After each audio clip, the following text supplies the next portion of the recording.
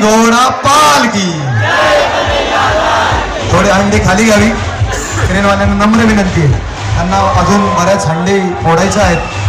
बोला गणपती बाप्पा मंगल मूर्ती. हाती घोडा पालकी.